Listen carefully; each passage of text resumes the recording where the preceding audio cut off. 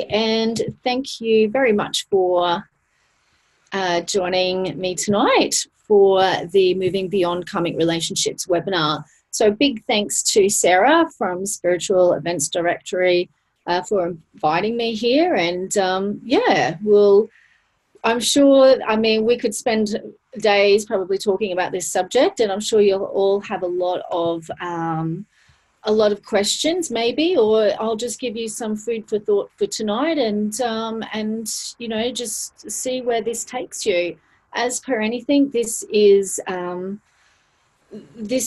look at relationships, and this is one look at why we might get into the ruts or the predicaments or the relationships that we tend to. So whether you're single and you seem to find yourself attracting the same type of people or same type of situations all the time, or perhaps you've been single for a while and just can't seem to find or connect with anyone who you're really kind of waiting for or looking for.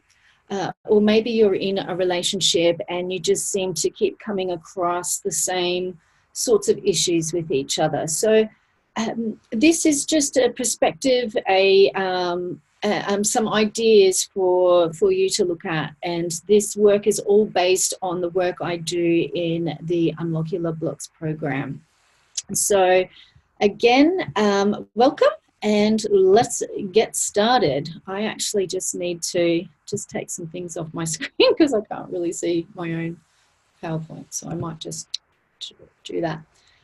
So stop repeating your love karma. So generally I work with people who are somewhat intuitive, energy sensitive. And when I say energy sensitive, I mean that on some level they can feel, know, hear, see the energies around them. Empaths, people who can actually feel the feelings of other people or even animals. I use the word light worker.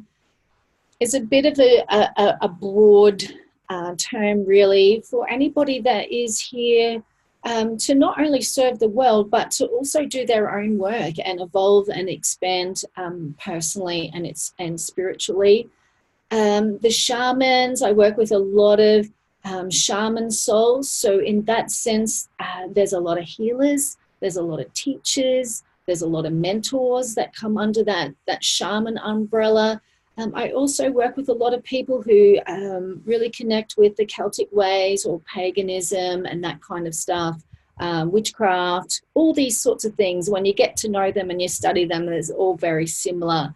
The indigos as well, I seem to, you know, connect with a lot of people who just find it really hard to fit into the systems that have been created and that we're operating in this world at this time. There's this inner just wanting to break things down and do things differently.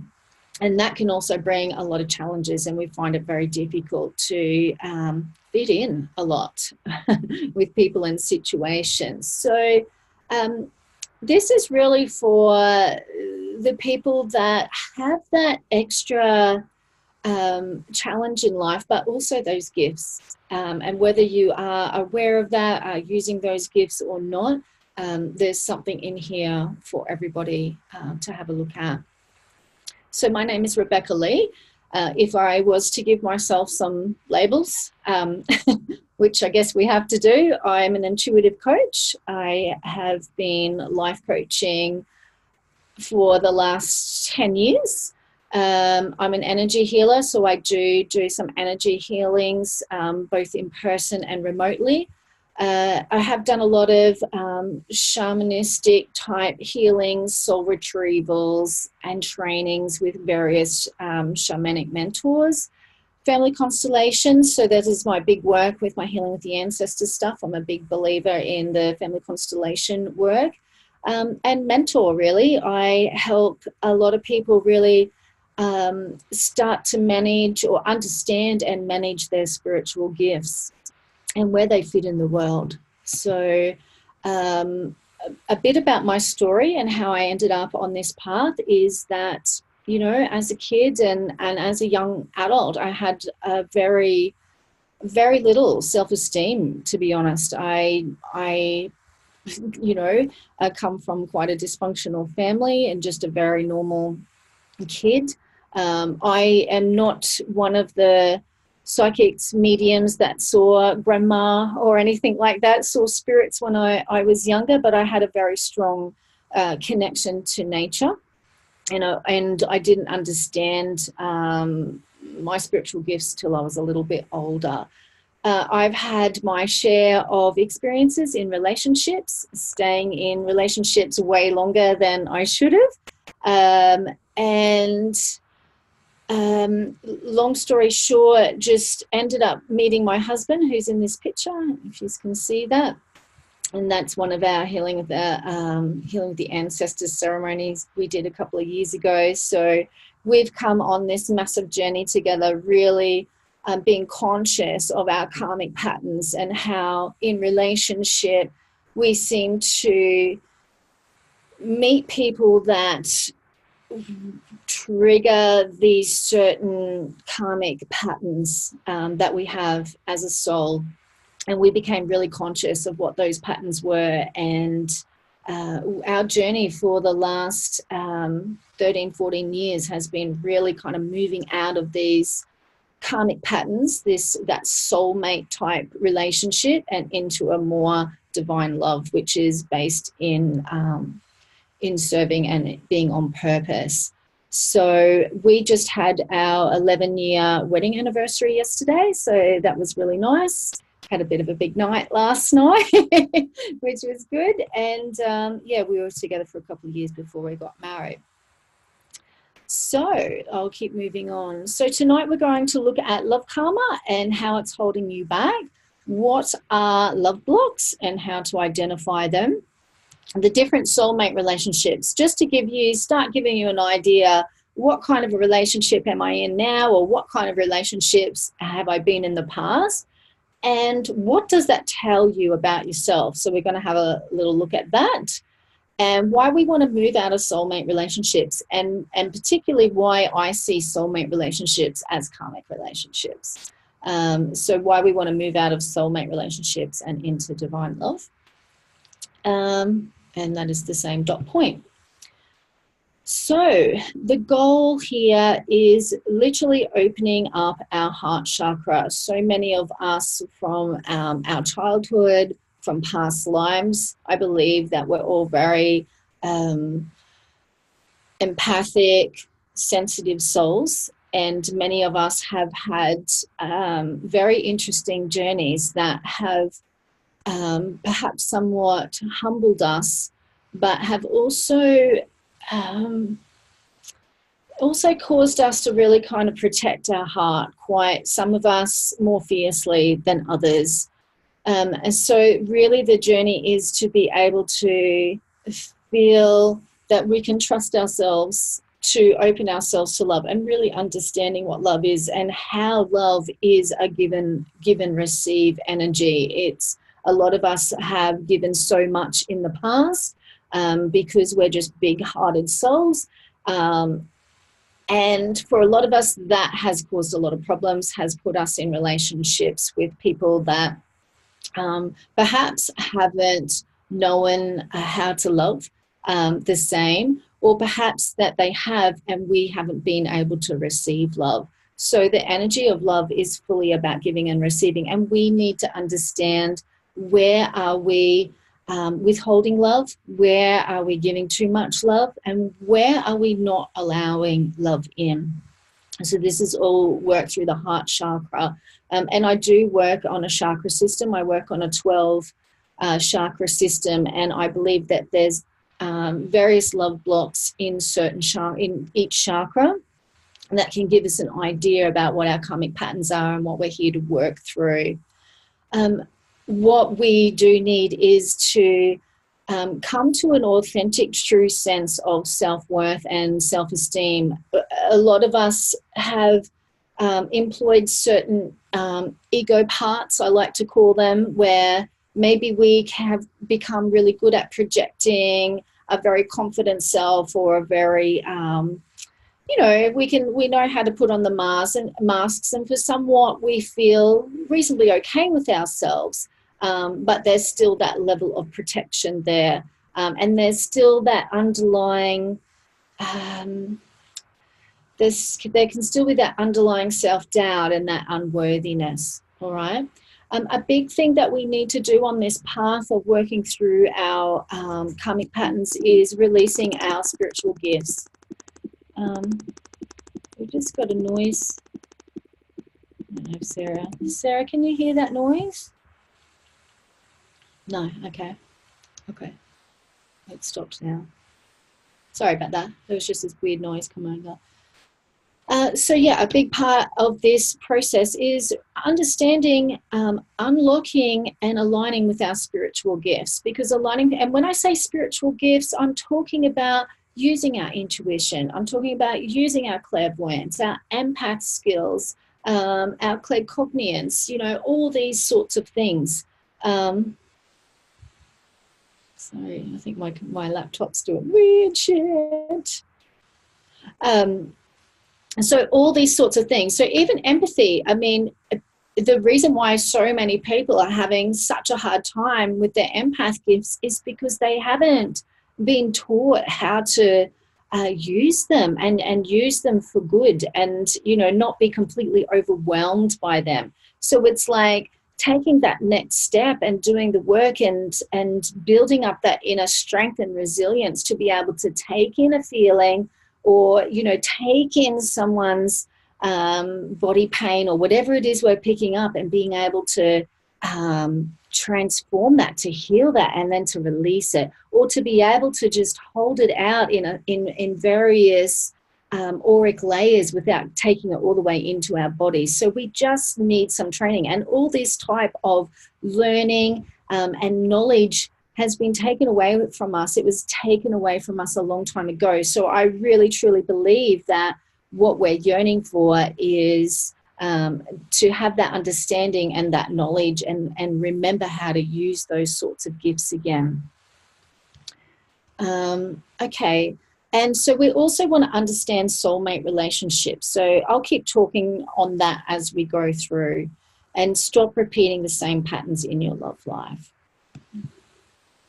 Okay, so how is your love karma affecting you? So like I mentioned this a little bit earlier, you're struggling to find someone in your life, you keep attracting the same type of person or experience, you're isolating yourself to protect yourself. Like I said before, you've probably given so much in the past, or really opened your heart in the past, trusted someone in the past, really gave it your all in the past, and you've been crapped on by not so evolved people, or you've just given so much that you're just absolutely exhausted and depleted, and so you've had to retreat to protect yourself. I think that's a massive, I think that's a common denominator most of us will relate to, and that we all go through. Some of you might be starting to feel like it's time to come out, and we'll talk about that more. And maybe some of you have been taking steps out, and others of you are still kind of waiting for that moment, not really sure how you're going to do it. So sorry about my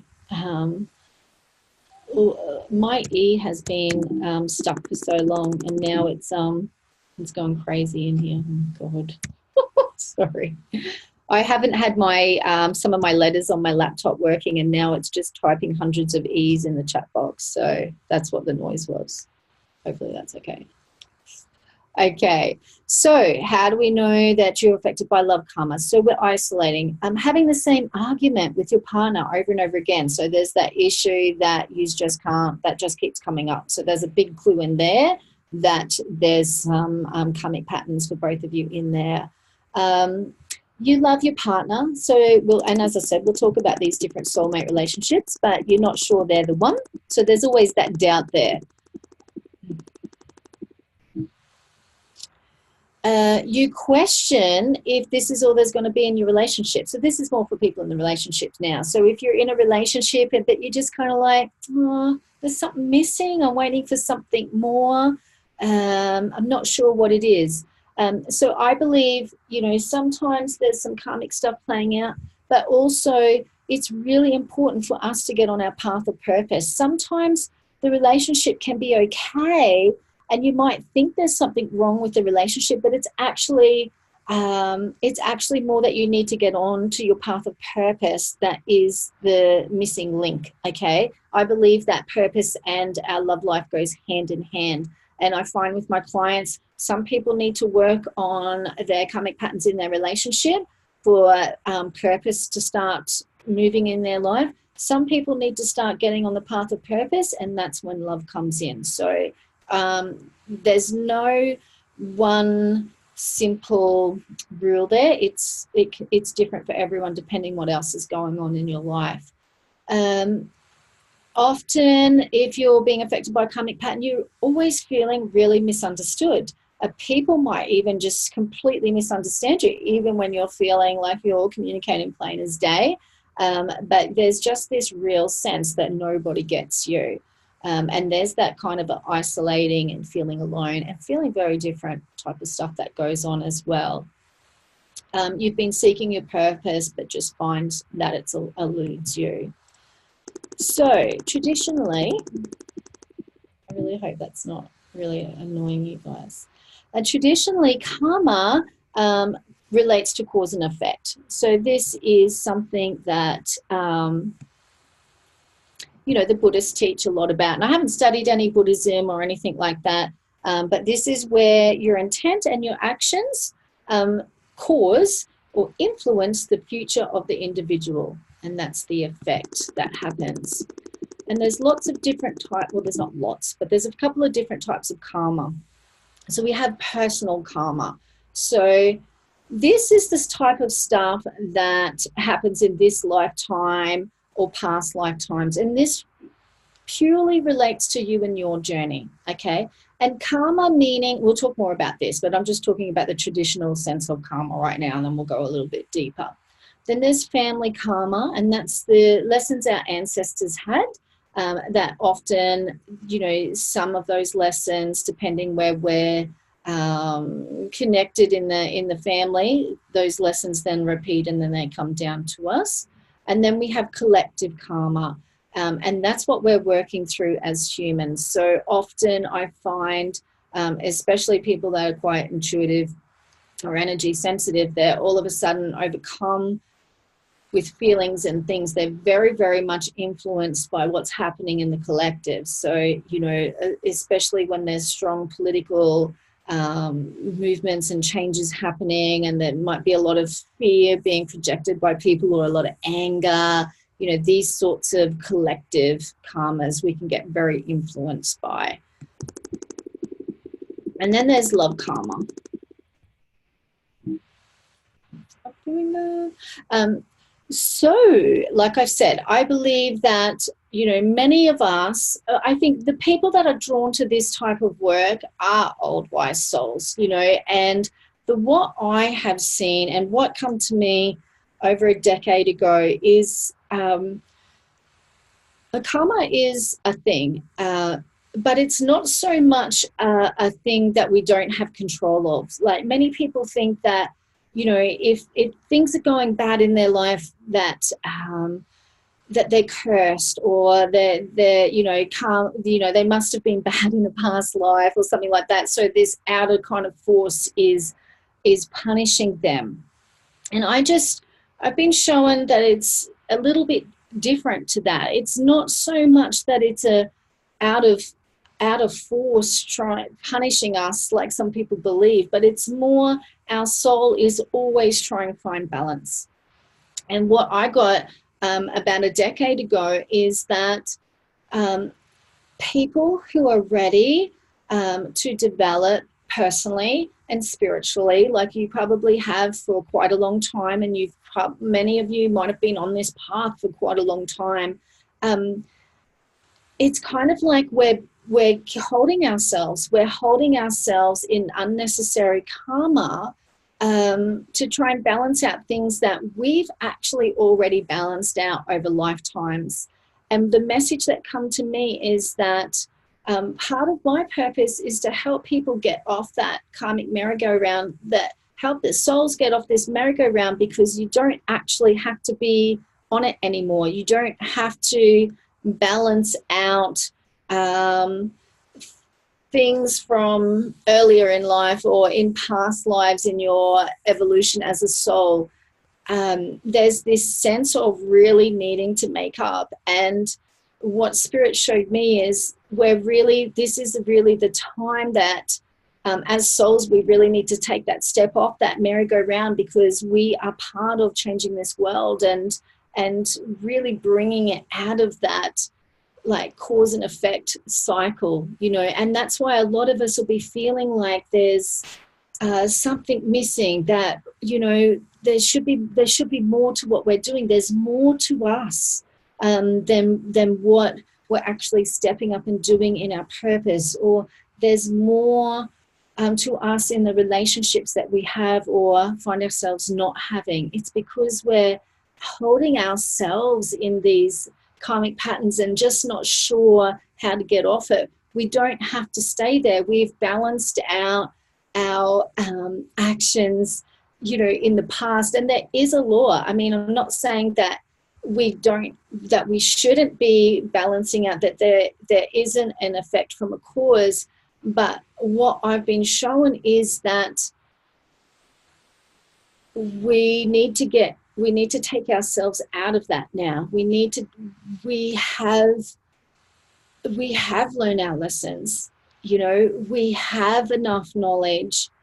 As souls, we have enough learning, and it's time for us to really just take that step off that path of fate, where we feel like things happen to us, and step on that path of destiny and take control. And many of us are really scared of stepping out and stepping up and taking control, because there's all these still things of feeling unworthy and not really sure where to go.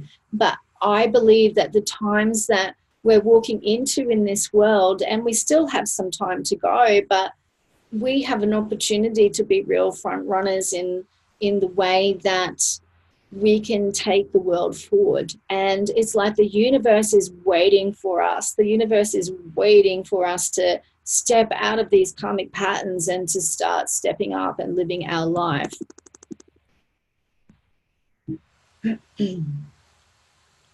So from an energy perspective, karma means to take full responsibility for our life, physically, mentally, emotionally, and spiritually, as well as in our relationships. So it's really getting out of this blame game, this victim game, this hopeless game, and really, it sounds so simple, and it is so simple, but there's so much that comes in that keeps us, where we're at right now, right? Or where you are not where you want to be.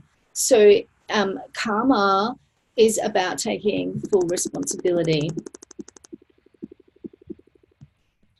Sorry for the sound. Oh gosh, I'm so sorry if you can hear that.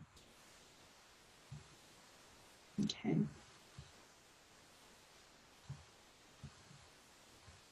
Okay, we can hardly hear it, so that's all good. Oh, good. Sorry, it's really loud for me. It's really distracting me. Sorry. So, I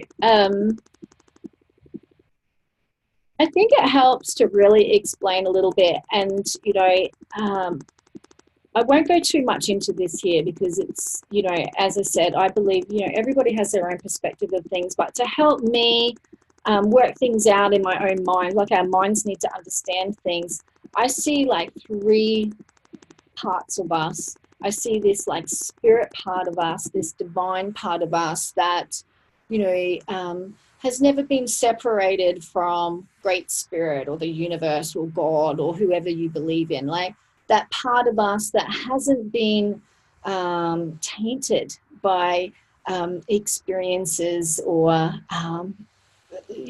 various realities. It's just this pure, most divine part of ourselves. And then we have this soul essence, this spark that comes from our spirit, this soul part of us that is the adventurer, is the traveler, is that part of us that reincarnates and travels through time and space and learns and grows and experiences life, really. And that's the part of us that I see that gets caught up in this karmic trap. But then we have our conscious personality, our ego part, that is the great protector, it is the soul that I see that gets caught up in these karmic patterns. If you just see me keep stopping, I'm just trying to stop this noise. Okay, I'm just going to skip through some of these. So this is when I started looking at and what I termed them as love blocks. So I see certain experiences, certain perceptions that the soul is linked into that affects our journey in the physical realm, keeps us in these karmic patterns, keeps us really bringing in these soulmates, these people, these souls that we keep going on around and round on these learning circles with. So these love blocks get stored and created through life as well in various chakras. And I see that energy blocked in various chakras that basically beams out into our whole auric field. And everything in this universe is energy. And you've probably all heard various concepts about that.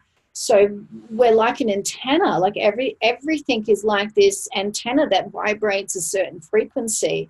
And what we're vibrating at is what comes in. It's what kind of wraps in all around us. So depending on what's going on for you personally, why some of you will have different situations to others because of these love blocks in your chakra. And I love this quote from Rumi because he says, your task is not to seek for love, but merely to seek and find all the barriers within yourself that you have built up against it. And that was by Rumi. And that is how I see unlock your love blocks. I truly believe in the beginning, relationships are, inner work. It's an inner journey.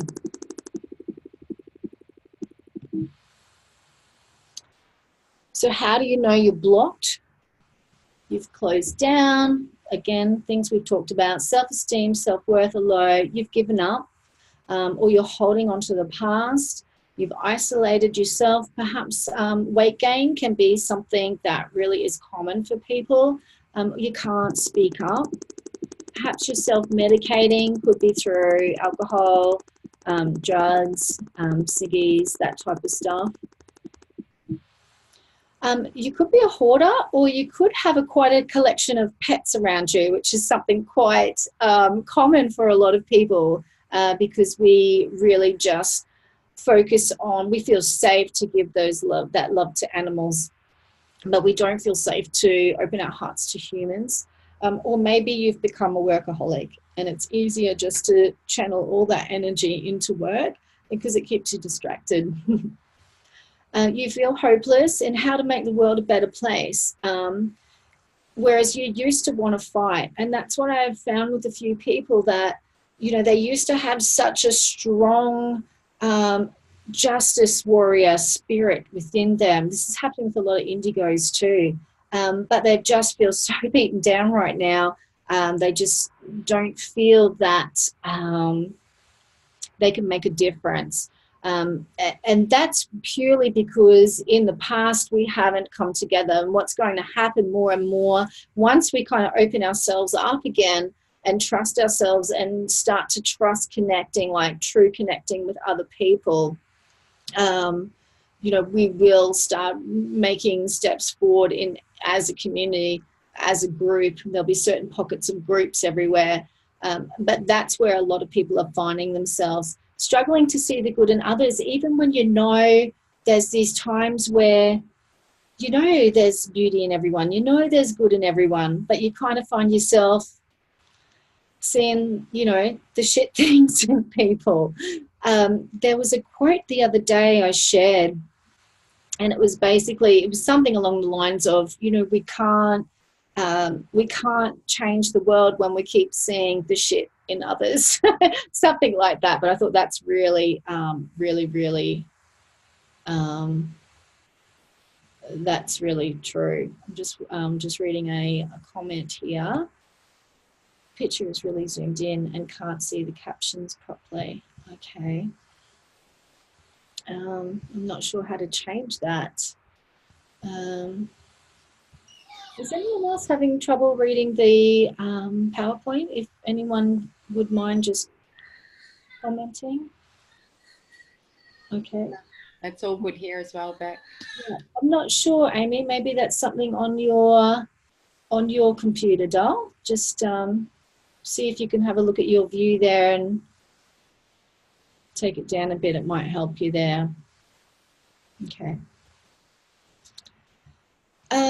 Yeah, and Jen, there's a general sense with a lot of people just feeling like they'll never find love. They'll never find it again, or they'll never actually find it because they don't feel they've actually ever experienced it.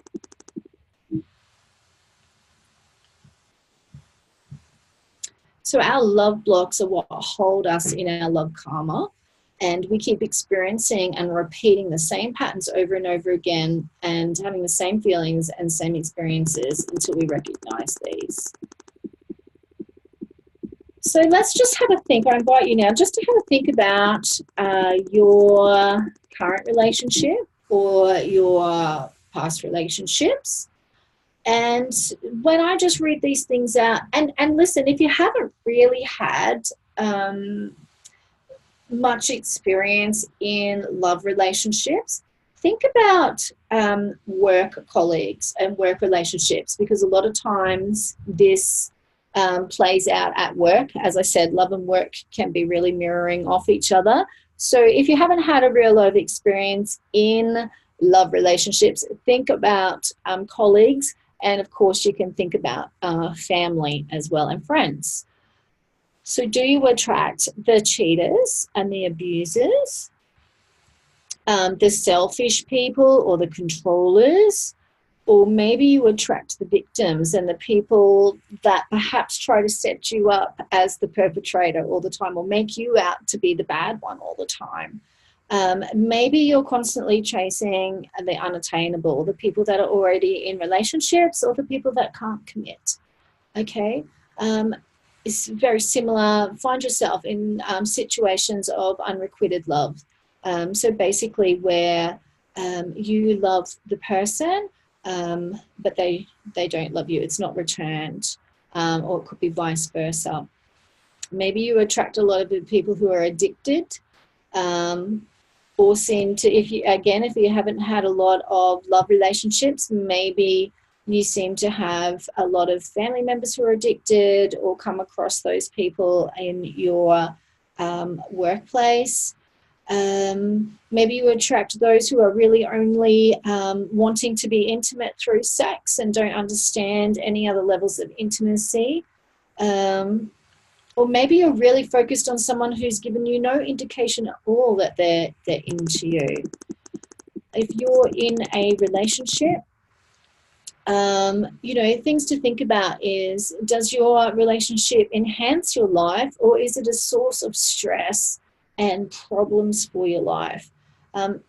Is your partner living in the past all the time? Okay, or someone still suffering from actions of a past lover? So perhaps it's not even so much you, or as I said, if it's happening with your partner, maybe they aren't quite over the actions of what a past lover has done, or maybe you're not. Okay, does your relationship feel stagnant and feel like it's not going anywhere? Perhaps there's not a great level of communication, or maybe it's just very small talk. How was your day? How's the weather? What shop are we going to go to on the weekend type of stuff, rather than more talking about having a purpose, having some goals, talking about feelings, processing emotions together. And do you feel like your partner does not support your greatest good? Or do you feel like you're not supporting your partner's greatest good?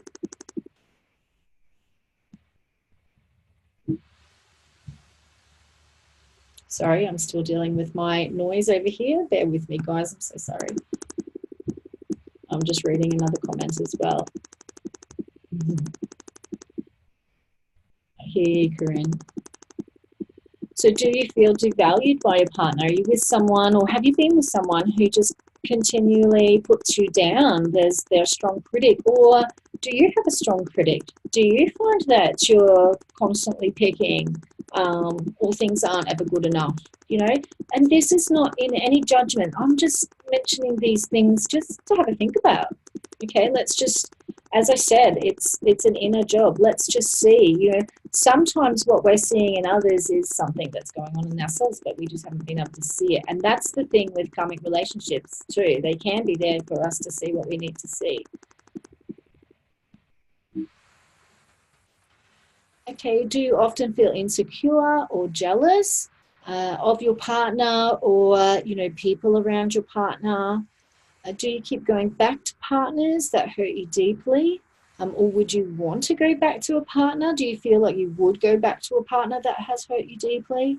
And do you hold resentment or animosity to a person? And that's a big clue there that something's not resolved.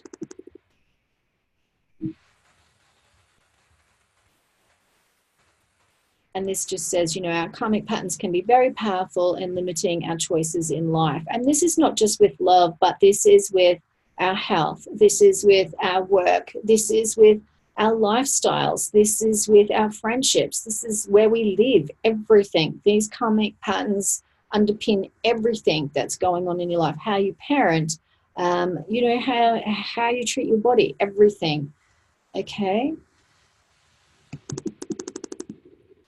So a soulmate, and I think I mentioned this before, a soulmate can be a lover, a friend, a family member, a colleague, you know, often people who are very familiar to us, and that we have a karmic connection to.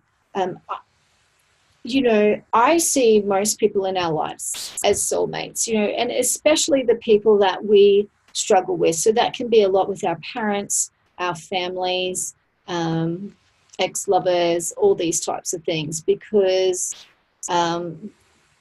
you know, we have been in these patterns, and the idea is that they're to just show us what we need to let go of. Okay, there's still people that need to learn and go through these learnings. But as I said, for those people that really feel like something's coming, or something's going to happen, or something's missing, it's because you've already learned what you need to learn here. You just simply need to recognize it in yourself. And in that awareness itself, so much can be released in that moment. Like, it doesn't have to be complicated. It can be very, very simple.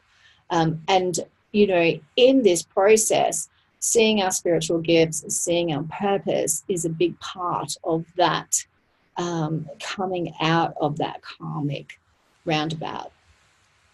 Okay. Soulmates are the ones that make you feel the most. Some can be around for a long time, and some come in and then they go. There's always a purpose based around learning, and they're karmic, meaning ones you have had relationships and lessons with over time. So there's different types of soulmates.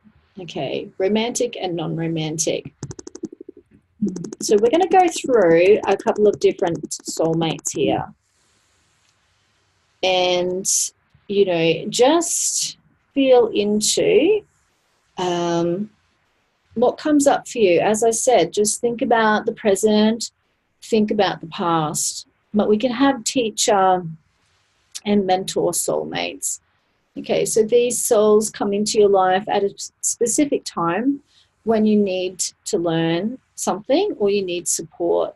It could be a workmate, a friend, and maybe someone you date for a bit, but then they move on. And just bear with me for a second, guys. I'm just going to...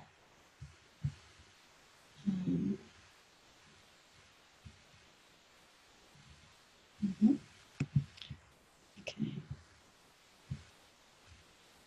Sorry, just bear with me for a sec.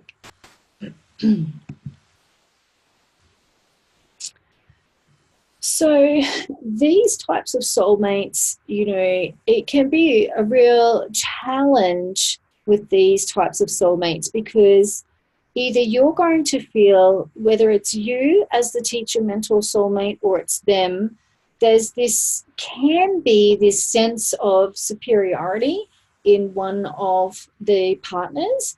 It can kind of also manifest and play out as, you know, like a parent-child relationship, which is really tough, because that's very, very tough to create romantic intimacy.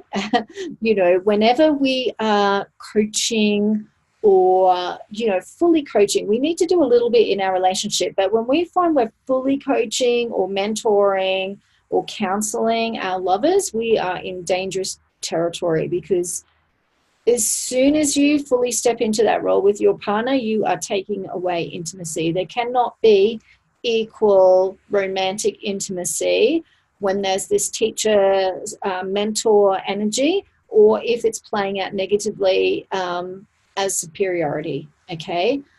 So if these types of soulmates have come into your life, it usually is a sign to say, hey, you need to start trusting your own inner knowledge. You need to stand into your power. You need to trust yourself more, like these kinds of things, okay? You don't need, and there could also be some parent stuff there. You know, there might be some unprocessed challenges that you've had with your parents, and you maybe even, or your partner may be trying to replay that parent-child relationship. So as I said, I'm just telling you all these things now. This is just information right now, just to get you thinking. So I'm going to go through the different soulmate relationships and just think, just reflect. That's all this is, just to get you thinking. So that's the teacher, mentor, soulmate, and that's where you need to get to. You need, if you're finding yourself in these sorts of situations, or if you find yourself that someone come into your life and then they went and you're quite upset about that, and you keep kind of saying, I want someone who was evolved as, you know, I hear that all the time. I want someone who is as evolved as John, you know, and I can't quite get it. And it's like, you can't quite get it because you haven't stepped into your own knowledge and your own power just yet. You know, that's what's waiting to happen. You want this evolved relationship. You haven't aligned with that within yourself yet. You haven't acknowledged yourself as that person yet. So this is just a little example, okay? We can go on, and I'm trying to just, you know, dot point. But again, just information. So then we have the companion, friend, soulmate. I find a lot of the boomers in these types of situations, and what usually happens is in that generation, a lot of the times it's the woman, but it can be the man, absolutely. Someone ends up kind of waking up a bit later in life and saying, you know, you've got to come out of this kind of slumber. So the companion, friend, soulmate, it's the person that you feel most comfortable with. It can be these really long-term relationships, or if it's not so long, it can be the relationship where you just kind of nestle up at home together and don't really sort of do much else. You know, if you're going to see people, it's usually people come to your house. You know, if you're living together, if you've been in these relationships, everyone comes to your house, and you know, you quite got the home set up, and you know, everything seems very casual and very easy, and you know, for the most part, you know, they seem best friends.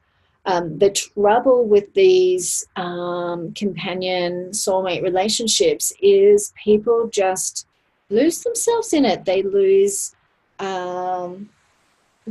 their passion to get on their purpose, to do something. It's all kind of based in fear, and it's all based around hiding out and being safe. So there's a lot of fear that underlines these very and I'm talking from a negative sense, okay? Like there's, you know, there can be companion relationships that are on a higher frequency where they are, you know, very much companion connected, but they are out there, you know, doing things and living life and all of that. I'm more kind of bringing through the more karmic type, you know, challenging vibrational levels of these types of relationships, okay? So and that sense, it's the, you know, it's very fear-based. You know, people just sort of, they cling on to each other, and they want to cling on to each other for years. It's the people that might give up their much loved sports or passions they used to have because they just want to stay together, or, you know, the guy or the girl who just kind of lets their friends slip away, you know, and it's all about just keeping safe. You know, it's kind of like, you know, just in their own little safe bubble. Does that make sense? So this is the companion. And so usually what's happening karmically here for these people is that they haven't connected with themselves. They're constantly externalizing love and friendship and, you know, what's the word? They're not friends with themselves. They're not connecting with themselves. They're afraid to look within, okay?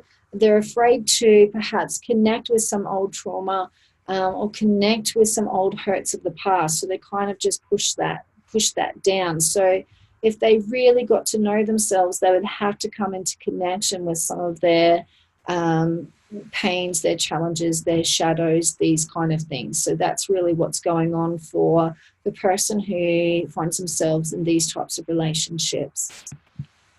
Okay, and then we've got the cosmic relationship.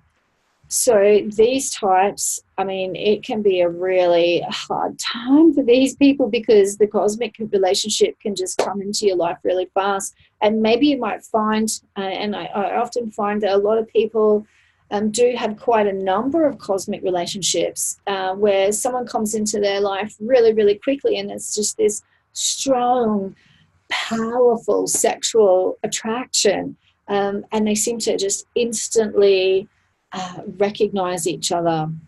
It feels like this is the one person. There's just an absolute certainty that this is their one true love. And so what happens, that it can be like this for, you know, usually, I mean, it can go for a few months. Some people, you know, keep it going for a lot longer, and it burns a lot of energy.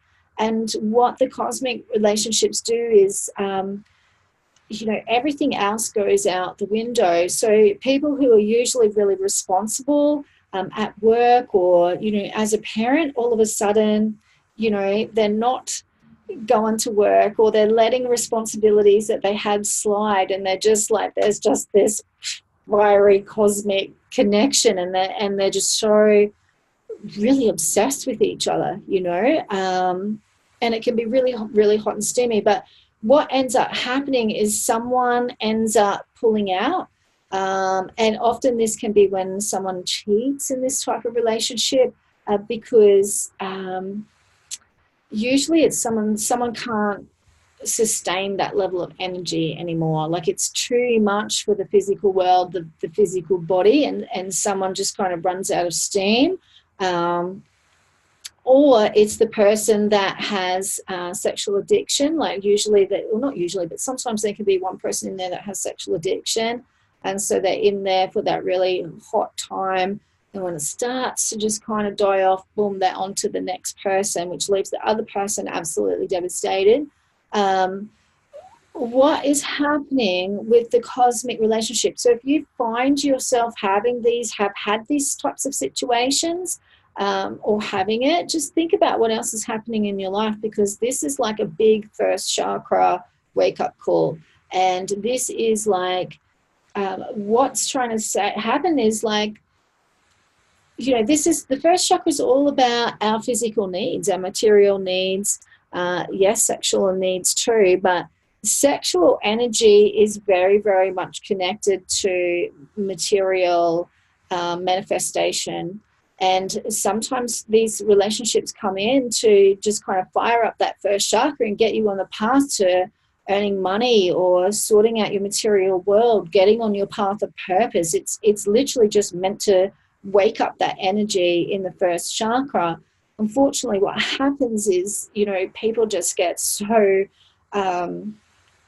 devastated because they were just so sure that that person was the one, and they get so devastated by the relationship ending that people kind of shut their heart off and can go into isolate. And when that happens, of course, they're not going to get onto their path of purpose, which was really what the relationship was just supposed to help you. This was the karmic thing. You got to get on your purpose. You can't hide out in love. You can't hide from your mission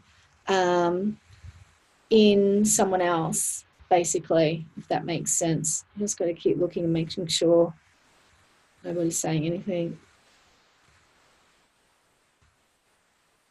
And you guys can ask questions about any of this at the end, okay? So that's perfectly cool.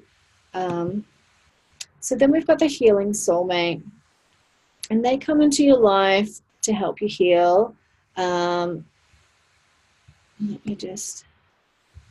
And when you're ready to let go of something or a situation or a person. So, if there was a long ago lover, like people who have lost a lover, who had an earlier lover pass over, they tend to attract in a healing soulmate. Or if there's been really troubled childhood, something's happened on this person's path and they are ready to kind of step out of that grief and that sadness. And, what happens is a healing soul can come along and really kind of like help them move out of that grief, move out of that pain, and, give them an opportunity to heal again. And these relationships, I need to say, like all these soulmate relationships, like I was saying before, the karmic pattern, is I don't know how else to describe it, but is that kind of lower vibrational level of the soulmate relationship. Every soulmate relationship can vibrate at higher levels, and that's when they move into more of that divine love energy, that more of that spirit energy. Okay, so except for like a couple, like the cosmic relationship, it would be very, very hard for that relationship. I've not ever seen anyone really on that path be able to raise the vibration of that level of relationship. But the teacher mentor, if the person connects into their power, yes, that relationship can become on an even keel, and they can both start growing and evolving together and start serving in purpose. The same with the companion, and the same with the healing. So these relationships can all transform into more, out of that karmic stuff, whether it's the grief or the purpose or all the stuff we've talked about, and more into that, that empowered, healed, divine state.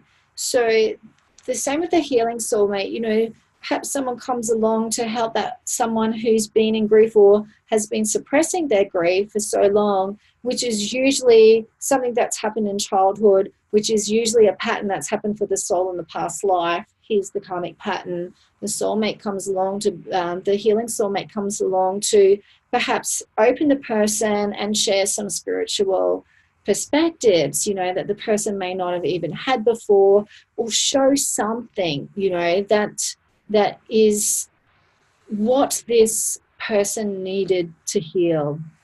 Okay, and if that person heals and can find his or her flow and purpose, of course this soulmate relationship can evolve. But sometimes, and sometimes it doesn't. The healing soulmate moves on, and the person that was in the grief needs to make sure, needs to not go back into the karmic pattern of grieving. Oh, well, this could be the real victim pattern here too, you know, oh, you know, just someone else has left me, just someone else that's hurt me, you know, these kind of things. We need to be aware of these types of patterns. Remember how I said, you know, moving through these karmic patterns is all about being aware, and it's all about taking responsibility. Okay, so that's the healing soulmate. The twin flame is an interesting one, and I tend to see it different to a lot of other people, but I do actually see it. I probably could talk for a long time about my perspectives around the twin flame, but I've got it here as a soulmate relationship only because I truly believe that the twin flame connection is quite rare.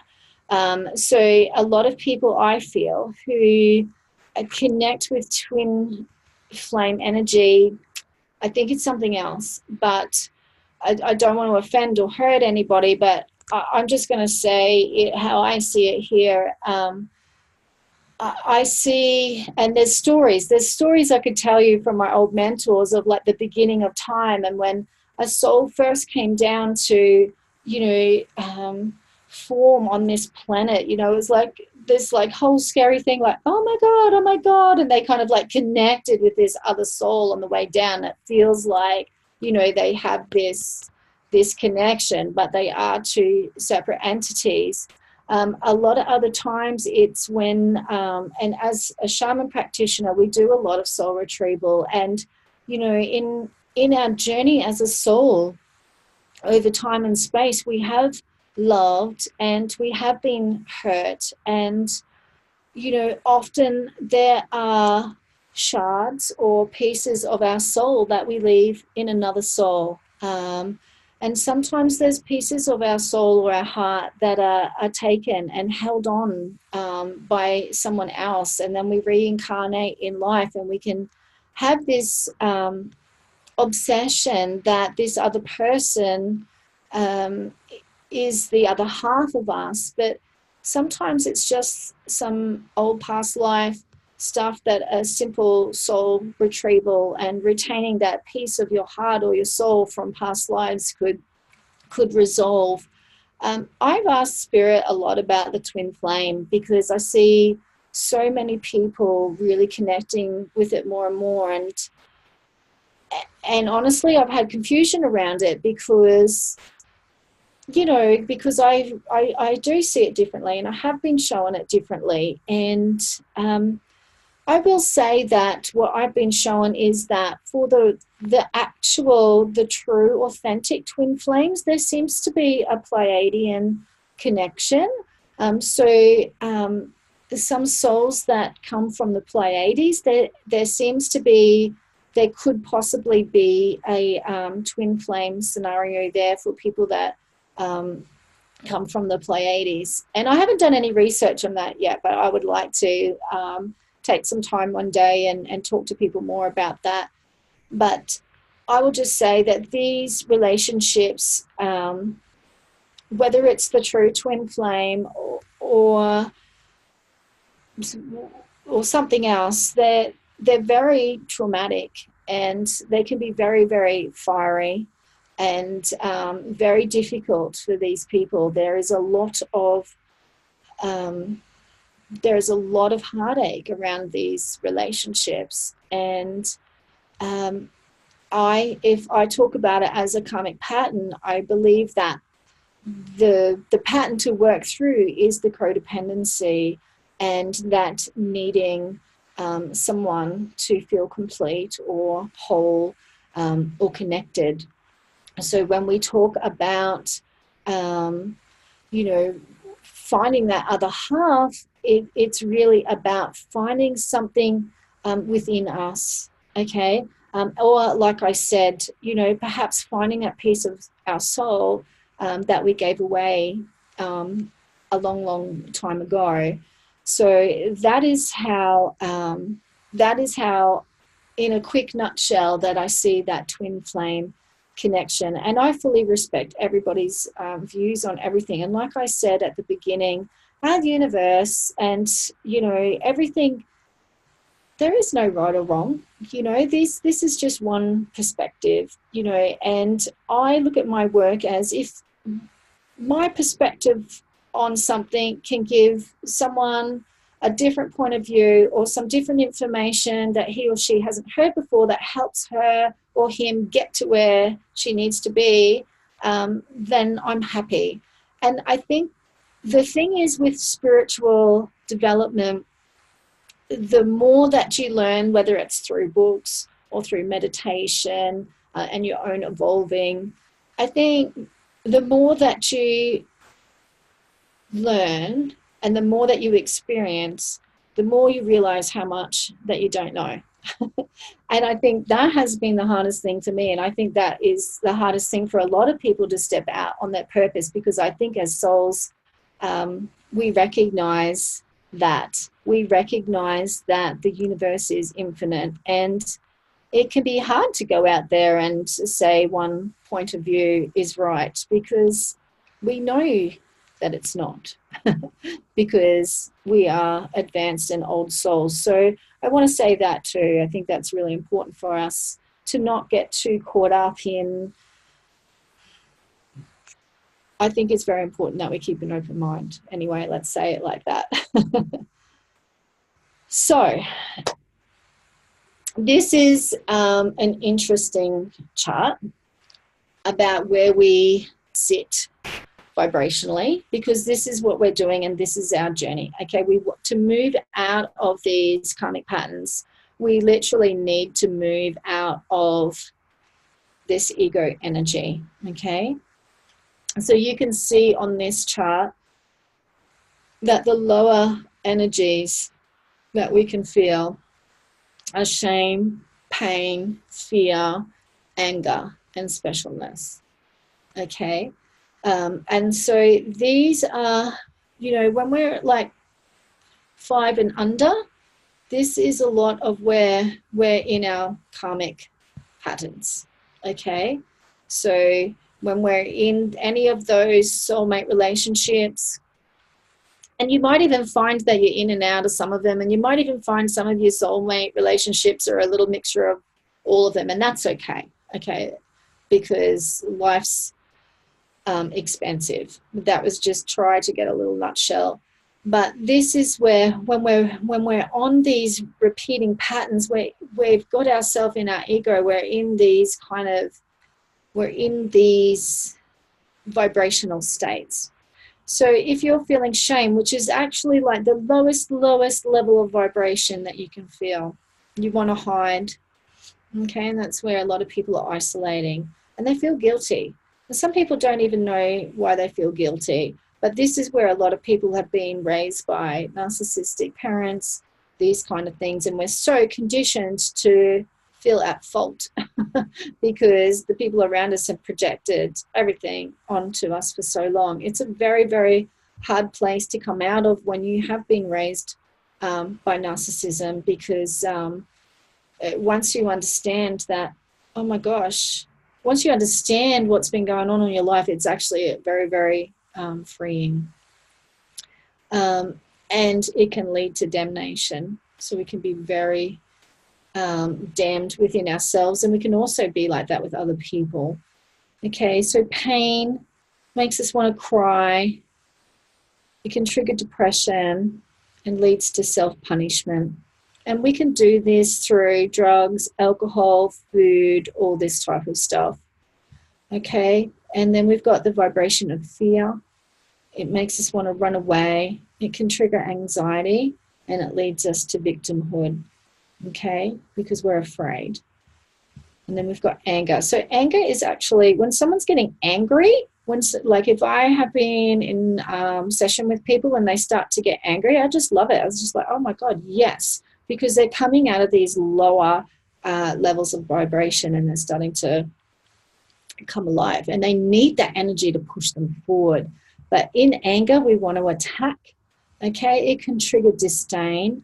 And it leads to deflection. So we can start we have to be very aware in all of these vibrations. Okay, and as I said, this is just some information. I can't go into all of all of this here, but this is just to give you a little bit of a nutshell of what I work through and what you can work through. And then we get up to specialness. As a collective, right now on Earth, a lot of people are in this kind of energy. This is where everyone believes that they're right, that their perceptions are, correct. We see this in government. We've seen it in religion. We're seeing it in relationships, and we need to really relinquish that. And this is like where, everybody wants to be different too. We want to be different for the sake of being different. Nobody wants to be the same. There's that sort of specialness energy. But it's getting up there because, we're not feeling shame and disgusting and all this about ourselves. We start to feel better about ourselves up here. So it's cool. As I said, this is just to be aware. So then we want to control. It can trigger judgment, and we're seeing a lot of that. We see a lot of that on social media because it's so easy for people to judge more through the devices than what perhaps they would be in person. And it leads to criticism, and there's this whole right or wrong thing, okay? But once we break this threshold, okay, we start getting up into more of our true self or our divine self. And this is where we start breaking out of our karmic patterns. And we begin to feel empowered, and we begin to let go, and we begin to feel courage, okay? And we start detaching from the shit that we don't need to be worried about anymore, okay? We get up into understanding. And this is where a lot of us can be, especially a lot of people on the personal and spiritual development journey. We can get up to these vibrations, and we have, and you have, but it's where we're looping. And that's what the karmic patterns do. We loop somewhere back down here, and that's what we have to work out, okay? So a lot of us, some of you might feel you're constantly in here, but I'm telling you, you've got it in you that you're up around here somewhere for most of you, but it's just dealing with these blocks down here. Okay, that's keeping you in those karmic patterns to get you more up into these vibrations, because this is where we all need to be, breaking up out of this collective karma stuff so we can get up here, so we can kind of not be influenced by the collective when there's, all these energies being released and triggered. We need to know enough about ourselves. We need to know enough about our spiritual gifts. We need to know enough about how to manage our energy so we don't get pulled down into all of that. And we can keep ourselves up in these vibrations, okay? I think that there's a lot of this. I have teachers that say that this is really not impossible, that people can't get up into these really high vibrations. Like this is like the Buddha and Jesus and stuff. But I think that we all have that in us. I think that there's a master in all of us, and I think that we all know our potential to feel that and be that. And I think in time, and a lot of us in this lifetime will hold our vibration up here, and we'll have moments where we can get up here, and some of us might even start holding these energies longer and longer, and we can start really manifesting and really connecting in relationship, and opening up our intimacy. And that's what we talk about in the Unlock Your Love Blocks program. As we opening and unlocking these blocks in different chakras, every chakra there's a certain type of intimacy in there. And in humanity right now, most of the time intimacy is being shared just through one or two chakras, usually the first chakra, through sex and physical touch. Sometimes through the third chakra, there's a lot of people that share intimacy through having intellectual conversations, or having the same kind of values and beliefs. Some people do have intimacy through sharing emotions and these kind of things. When we get up to the heart chakra, it's all about social intimacy. So it's the people that really love to go out and be around other people. So our job is you know, not only unleashing ourselves from these karmic patterns and to raise our vibration, but it's also to unlock these spiritual gifts and then unlock these different levels of these different capacities to be intimate with our lover, okay? And we get up to higher chakras where we're talking about purpose, we're talking about mysticism, we're talking about shamanism, we're talking about nature and these kind of things. And that's what we do as we go through and unlock these blocks. So that gives you a little bit of an idea of, you know, just how to keep things in perspective, to give us a little bit of a map and a little bit of an insight into where we are and where we're going, okay, and what we're doing. And I've talked about this, where I see the divine lover is moving up out of those vibrational states, out of those soulmate relationships, out of those karmic patterns and into the divine lover. And I see the divine lovers, you know, they are able to share intimacy, you know, on various levels, you know, not just through sex, not just through, you know, sharing feelings, but really opening up more and more levels of intimacy in the different chakras and having that connection. And that's where we go as divine lovers, and becoming like our relationships in some way serve as a model to our families or our friends or our co-workers. A lot of them I'm seeing, as they're transforming and they're coming out of these karmic patterns, they begin to work together. You know, and it doesn't have to be in a spiritual based business. You know, there's people out there doing all sorts of amazing stuff. It doesn't have to be in the spiritual industry, but they're serving humanity, spirit, the planet in some way. And even if it's not in their own business or working in the same company, their knowledge and their passion and their information really supports each other somehow, you know, and they feed that to each other. So how are we stopping our love karma? So here's a couple of keys. And like I said, in the program, we do work through 12 chakras, but for me to really sort of say, you know, what could I share with you guys that you could really go away with today and say, you know, what things do I need to think about? You know, it's really identifying where you have blocks or where you feel like you are in those karmic patterns. Like, listen to what I said about those soulmate relationships. You know, can you identify with any of those soulmate relationships?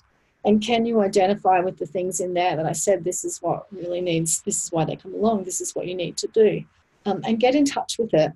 You know, really, it's a lot of this work is about creating the time and the space for yourself. We're in this world where everybody just wants everything now, and we want the relationship now, we want to be on purpose now, we want the money now, we just want everything now. And it's like, you know, we're trying to just skip past the journey because, and we feel like there's something wrong if we don't, if we're not where we think we should be. But, you know, if you can just allow yourself to be where you want to be and really just sort of sit with it and hold that space with it, you can really, you know, I just feel like where we need to go is about expanding, you know, rather than pushing forward, which has been that real kind of patriarchal kind of energy in the world, which is fine. It's pushed humanity forward in so many ways, but it's contracted it in many others. And now we need to more expand, and we expand by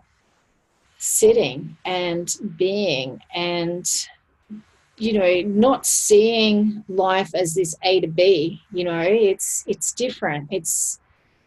It goes in cycles, and we unlock blocks and we unlock karma in cycles. You know, we have an aha moment and we understand something, and then we integrate that into our lives. You know, rather than being triggered by someone, we think about what we've just had an aha about, and we say consciously, I'm not going to react this way today. I'm going to do it differently. I'm going to think differently. I'm going to have a different perspective. And we do that little bit by little bit by little bit, and then boom, we've made a step, and then the next thing comes along, and this is what we're here for. Okay, let's see what else I got here. Okay, so so I've got some keys here to unlock to stop your karma, to help stop your karma. So developing your intuition. So I really believe that recognizing that you do have spiritual gifts, you are a bit intuitive, or you do just know things, I think that we have to stop holding ourselves back. I remember that I used to see psychics and clairvoyants, and I used to just like, whoa, whoa.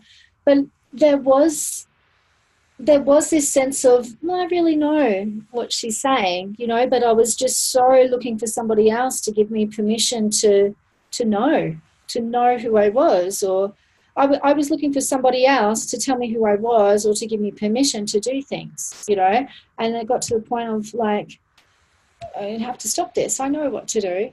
I know what I need to do. The more I just go out asking other people, I'm just delaying things. We have to step into our own power. We have to step into our own knowing or feeling. But I think if you don't know much about spiritual gifts, it's like finding out, like, how does this work? Like, I didn't know that I was clairvoyant. I was clairvoyant all my life. I actually didn't. I thought that if you saw spirits, that you would see them with your physical eyes, and that they'd be just standing there. And then when I realized that that's not how most mediums or psychics see them. It's like, oh, well, okay, well, I get it now. Like, so it's just really understanding how these gifts work. Again, this is not something that's taught to us, but it's such a huge part of who we are, and it's a part of what we have to integrate back into ourselves. We have to understand what our gifts are. We have to understand that we're multisensory beings. It's not just the physical. And I think, coming into that knowing is the first level of freedom. Okay, and it'll really help you then on your path of unlocking, more of the patterns and understanding more of why you're where you're at. Okay. So it's really taking the time and to understand yourself, because it's a huge part of yourself, your spiritual gifts, and how you perceive things on an extrasensory level is about getting to know who you are. And some huge understandings about your life can happen. I find for a lot of people who are very claircognizant, which means they just have a knowing. They can't say why they know what they know, but they just have a knowing. It's very, very difficult to be in relationship, because like the claircognizant people are the know-it-alls, right? Because they just know things. It's very, very difficult to be in a relationship when that's happening and nobody understands it. Okay, there's a lot of problems that can happen there, but if you have an understanding about yourself, you can start to accept that about yourself, and then you can start talking about it in a relationship and start working out, darling, I know that you know these things, but here's some points where I don't want you to tell me what you know, or, I don't want you to be a know-it-all all the time. We've got to rein it in sometimes, okay? So it's about working this out.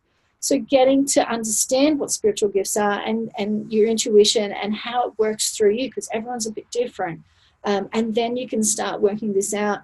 You can start using it for dating, for a start, if you're single. And that's a whole other webinar, Sarah. And you can start using it, in your relationships, okay?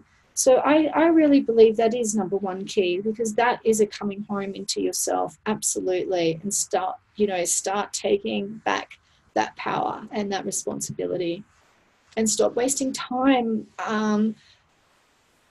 looking for somebody else to tell you, and you keep looking for it. It's like, how many times are you going to be told? I'm just saying. So negotiate with your protective ego parts. So this is quite a piece of work, to be quite honest with you. But ego isn't just about gloating and being quite out there and bold and all the things that we initially think about ego. Ego keeps you safe. Ego keeps you protective. And how I've learned to work with ego over the years is kind of like pulling it apart and, looking at it with different personalities, and not in a multi-personality kind of mental illness type of way, is like just trying to pull out the different voices and see what parts of ourselves, what voices are, what we're saying to ourselves. You know, when you spend the time to actually really review the thoughts that go on your head, if you were to write every thought down, or you had someone plug something into your head and record all the thoughts that you have during the day and you look back on them, sometimes you would just be quite shocked of how you speak to yourself, or how you speak about yourself. So getting to doing this ego work is really looking at our inner critic, looking at our inner judge, looking at our inner warrior, looking at our inner protector, really starting to pull apart, like, what's going on? Why are what are my ego parts doing? Because ego can really hold you back. It keeps you safe. So ego is not just when you're being bold and out there and boisterous, but ego is when it's saying, no, you're not good enough. Or no, who are you to think that you can go and do that? This is ego as well. Okay, so it's really getting to know these different parts of yourself and what they're saying, what the message is. And really, I call it, we look at when we formed these ego parts and how they've served us. And then we give them an upgraded job description and we say, hey, thanks for keeping me safe there. Like, I can really see that you didn't want me to be rejected by the tribe there, or go and fuck up here and lose my job, or, you know, be too out there over there and be laughed at. Like, this is the ego is just trying to keep you safe.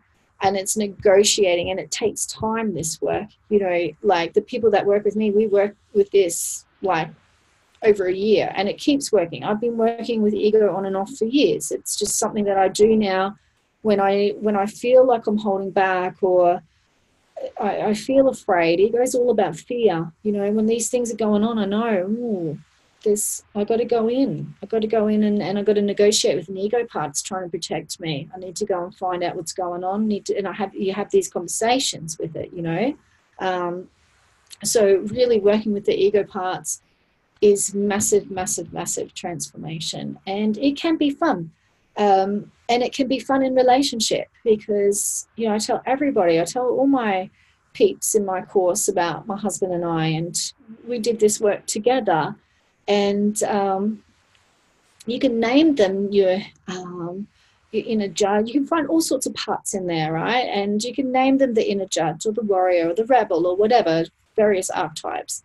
Or you can give them different names. Some people have said, no, I'm calling her Mary, or I'm calling this part of me Isabella, or whatever. And my husband has this part that he calls Nancy Boy, you know, which is really whining little bitch part, and he calls him Nancy Boys. And we can have a bit of a laugh sometimes and say, oh, or he'll say, oh, my Nancy Boy's really kicked in there, I'm really sorry about that. Or you know, you can learn to work with this stuff together in a relationship as well. If you're single, you start to get into knowledge of these parts for yourself, okay, and understanding that they're keeping you safe. They're keeping you safe for something a while ago, and you just need to acknowledge it now and give it an upgraded position description. Give it a new job, okay? So the third key is energy management. And I talked briefly about this, but, you know, I see our energy, our blocks, and all these different imprints in our energy centers called chakras. And every chakra has a connected energetic boundary. And depending on what's going on in that chakra, depends on how the strength of these boundaries in your aura around you are. So I think it's also really important for people like us to be aware of what's ours and what's someone else's, because we get so overwhelmed by other people's energies. Especially, you might be one that goes out to a shopping center or something like that, and you just come home and you're just antsy, or you're shitty, or you're upset or something. You just carry on and you just don't understand. But when you become more and more energy aware and conscious, well, for a start, you can learn tools to go out so you don't take that energy in. Or if you forget to go out and look after yourself energetically, you can be aware, like, what's going on with me? Oh, look, I've I've got, you can feel, you'll start to feel what's going on in this part of your body around you that we've just neglected for so long. Like, this is such a huge part of who you are. So I think energy management is a huge, huge key, because it can just help you deal with your own stuff instead of being constantly bombarded. You can just be constantly bombarded with everybody else's stuff all the time. Okay, so I think that we need to learn to keep our energy clear, especially when we're doing our personal spiritual development, and when we're working through our own karma. We want to know what's ours, and we want to know what all the other shit is someone else's. Okay, one of my mentors in the past, she's written textbooks and everything about energy management, and she has said that, you know, up to 80% of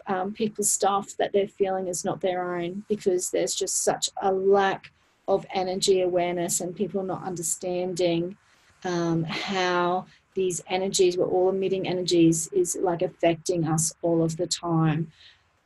Let me just see what I've written here.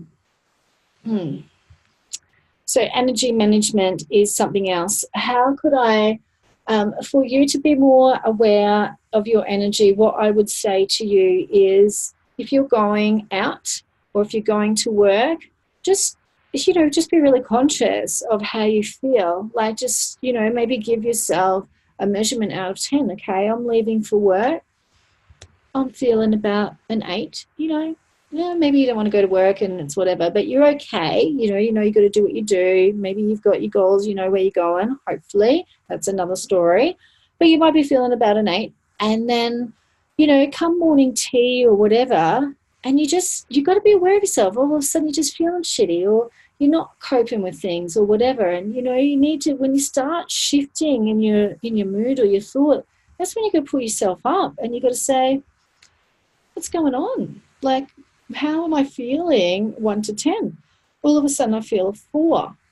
Okay, something's come in, something's gone on. Okay, so it's really just sort of, you can sort of maybe bring in, you can bring in an element. You can just visualize some water coming through your field and through your body. You can visualize air. I love using the elements. You can bring something through. Just imagine it, or just know that this energy has happened. Just do this big cleanse.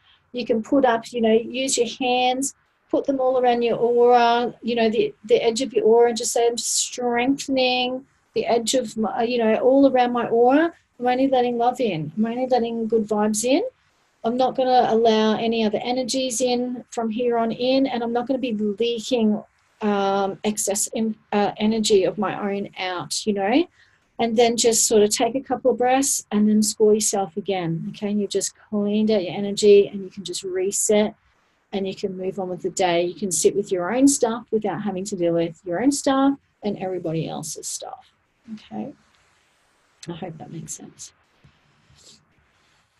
And what have I got? Number 4, discover your divine self. Releasing resentments. I feel this work is really, really huge. And sometimes when we're resenting someone and we're holding on to things, energetically, that is keeping us there.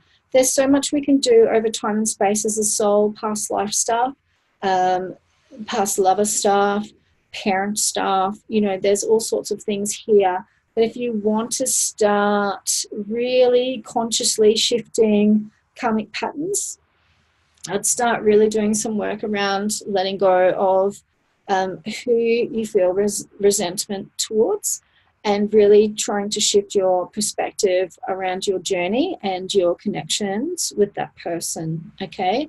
And really moving beyond those judgments. Again, I want you to remember that vibrational chart, and, just seeing that, we do naturally judge as a human, I understand that, but it's when we're holding on to things. We can have a judgment by something. We're human. We could just be like, oh my God, that girl's wearing that. We can have these things, but it's when we're holding on to these energies that they become blocks, and we start holding them into different chakras, and it starts affecting different parts of our lives. Okay, so resentments and judgments we need to really work with, and we need to start expressing grace. Okay, and grace is love in action, basically, and that is first and foremost for ourselves. And when we start becoming more compassionate and less judgment and less resentful towards ourselves, we'll find that we've become so much more resilient with other people. Things that we thought mattered don't really matter. Okay. Yeah. So, Sarah, I don't know. Is that okay? I don't even know what our time is, but any questions, I guess, really?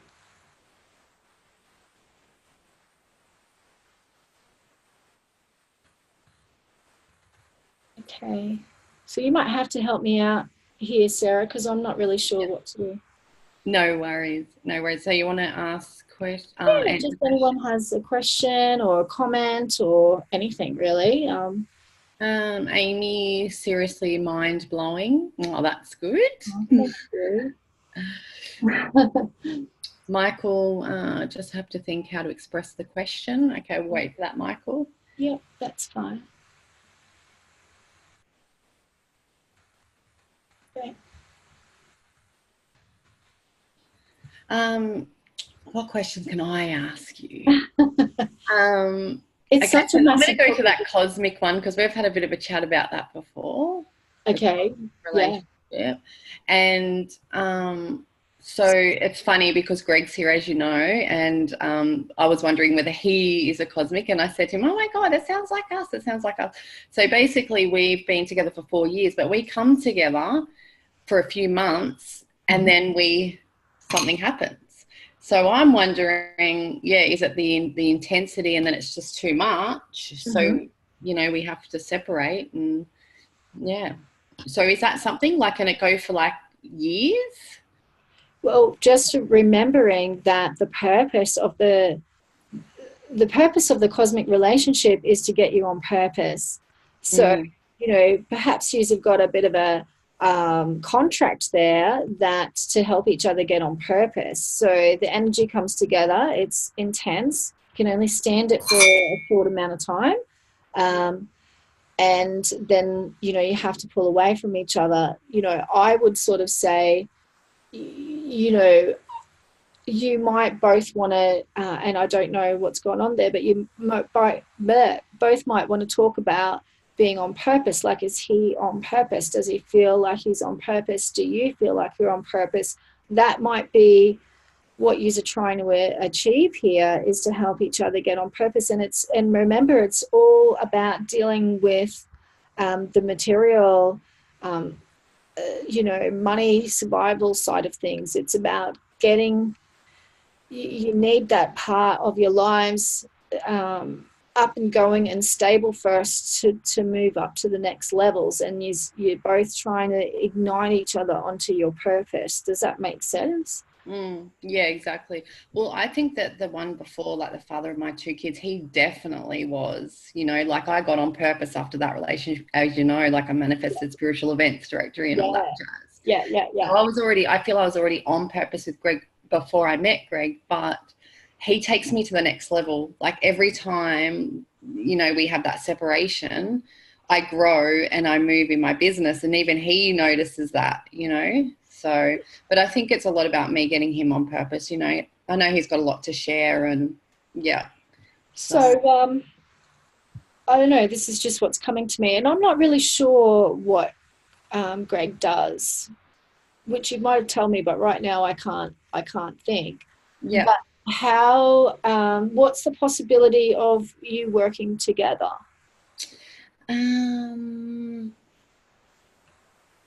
I don't know. Like I've always wanted to work together, but he seems very closed off to work with me. Yeah. So, maybe some more, because sometimes, and this is with, God, I hope. he probably doesn't watch this. He's gone now, so he can't hear it. And with all due respect and understanding, sometimes we want to, and that's one of those ego parts. We want to, especially for a man too. And I don't want to seem sexist or stereotype, but because a lot of women feel this way. But sometimes maybe it's because, you know, we hold ourselves back because it's not something that we started, or he might see more ownership on yours and it might not feel so his thing. That's exactly right. That is right. Might be your business is big enough to have arms off it, you know, and there could be another arm that you can create that perhaps could be something more his steers, that you could work together in. I just say that, if that makes sense. But you're here to get each other onto purpose, and that's what you keep trying to do. And the energies are intense because first chakra needs intense energies, because the lower chakras are really, you know, it's denser in the physical realm. There's a lot of heavier stuff to deal with. So, you know, when a couple's supposed to really get on purpose, you know, the energy such as a cosmic energy, it's like a big lightning bolt, and you just need that to fire up and to get, like, it's like the paddles, like bringing you to life. That's what you're trying to do for each other, you know, bring to life. We come to life when we get on purpose. And you know, the fact that you keep going through this together, you know, it's 4 years, and then I'm like, oh my god, the twin flame. I'm going, maybe that's us, because we just can't separate. And you know, that makes sense. And I know this before, that there can be a bit of crossover, you know, and that's why I hate labels and boxes and all of that. But like I've said to you before, we've got to put labels on things just to have a context to just start with, and to get a little bit of an understanding, you know, keeping in mind that, there's more to the picture here. There's more here, and we understand this is not set in concrete. Yeah, exactly. You know? We can be adults about it. But just pick somewhere to start, you know, and that's probably the hardest thing for me, like putting this work out, is knowing that. But in saying that is like, well, let's start somewhere, you know, let's start somewhere, let's start here. So for, you know, you guys just need to keep talking about purpose, Sarah. Yeah, exactly. Yeah. Trying to type one, Sarah. Michael's still, it's difficult. Oh, poor Michael. Maybe we need to get him on camera. Do you want to come on camera and actually say it then? It's really simple for me, Michael. You know that I'm a very simple girl. Yeah, no, that's good. So what else, I guess, if anybody wants to sort of work with you more, do you want to go off here and so you and I can be on camera and have a chat? Yes, you mean like stop the sharing? Yeah, stop the sharing. Cool. Yeah, that's all good for you? That's worked. I'll just spotlight, cancel spotlight. There we go. So we should be side by side so people can just see both of us. So hello, hi Amy, how you going, doll? So if people want to work with you more, like more in depth, how can they go about that? Well, a couple of things. So I have a workshop coming up. It's February already, isn't it? Yes. Yeah. I have a workshop coming up on the 16th of February on the Sunshine Coast, 2 days over Saturday and Sunday. It's a Healing with the Ancestors workshop, but we are focusing on relationships. So we are doing some karmic patterning work into relationships and looking at the relationships of our ancestors in the past, and working out where we're taking on some family karmic patterns there. And we'll do some family constellations and some shamanic journeying and things like that. So there's a workshop coming up. The Unlock Your Love Blocks program, that will be open in a couple of months. It's not open right now, but if people just go to my website, High Vibration City, and just subscribe to anything in there, they will get notice when that program will be opening up again. And if anyone wants a personal session, they can just contact Jess who looks after that for me. She is my sister. And the email is office@highvibrationcity.com. Yeah, cool. And you've got a few products, so I've got one here. Oh, shit. Sorry. I'm channeling Beck now. I'm swearing. So that's a spray. And I don't have your cards. I'm not very organised, but that's okay. Greg's also got cards, which is unlucky. Unlucky love blocks. Yeah. So here's I got my cards here because I wasn't sure. So yeah, these are beautiful. I love my cards. Yeah. So gorgeous pictures by Agnesh. You don't have a book or anything, do you? No book. No, I don't have time to write a book, and I don't know if I don't know if I've got it in me to write a book. Yeah. But anyway. You got the cards, that's good enough. Yeah. You got a mini book in there. Yeah, that's right. Yeah, there's more cards coming though, that's for sure. Oh, cool. Yeah. That's awesome. Everyone loves cards. Yeah, look, it's a big one, you know. We could probably have a couple of different, you know, webinars around that and address different things, you know. Yeah, we definitely should. But that's a start. So I like the idea of the dating one too. Yeah. I did that a couple of years ago, actually. Pretty sure I just haven't had a chance to do it again. But yeah, that's just more about me and my business and getting more organised. Yeah, I know, trying to do everything. Yeah. It's really good. The webinar was awesome. So you've definitely got that down pat. You're very good with your webinar. So that's thanks, honey. That's all right. Thanks for coming on. And Michael still hasn't. Oh, here we go. I'm sorry. I feel blocked in the heart chakra. I just can't get the question out. Oh. Okay. Yeah. Can you? I was going to say, can you intuitively pick? Yeah. I just think, there's a lot going on in there. You know, there's a lot of.